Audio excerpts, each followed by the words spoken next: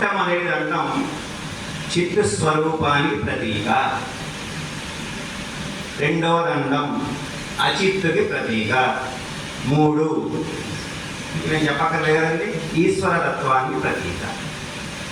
ఎలాగండి అది తెలియజేస్తూ యతులందరూ కూడా ఇదిగో మా విశిష్టాద్వైత సాంప్రదాయంలో ఈ మూడు కూడా మేము ధరించి ఉండే ఈ మూడు తత్వాన్ని అనుసరించి మా సాంప్రదాయం ఉంది అని తెలియజేస్తూ దాన్ని ధరించి ఉంటారు వారు.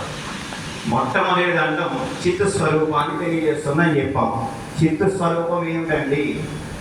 చిత్ అంటే ఏమిటి అంటే జ్ఞానాశ్రయమాయ్, అనురూపమాయ్, నిత్యమాయ్, శేషియాయ్ అని ఇలా ఉంటుంది. అంటే ఆ జీవుడి యొక్క స్వరూపం ఎలాంటిది? జ్ఞానాశ్రయమాయ్, జీవుడే కదండి. జ్ఞానానికి ఆరంభంగా ఉండేది జీవుడే. అంటే కొద్ది జ్ఞానం ఉండేది జీవుడికే, చేతనుడికే ఉంటుంది. అనురూపమాయ్, ఈ చిత్తంగా ఆత్మ అన్నాం కదండి. ఆత్మ ఎలాంటిది? అనురూపంలో ఉంటుంది. అది కూడా ఎలాగండి అంటే అది కూడా మనకి చెప్తాను. సర్వాగ పరికల్పస్య అని పొట్లగింజ పై భాగంలో ఒక చిన్న మనం తీసుకుని దాన్ని ఒక 100 భాగాలు చేస్తే, దాంట్లో మళ్ళీ ఒక భాగాన్ని తీసుకుని మళ్ళీ 100 భాగాలు చేస్తే అది వచ్చింది చూసారా ఒక భాగం. అది అంత ఉంటుందండి ఈ యొక్క ఆత్మ యొక్క రూపం.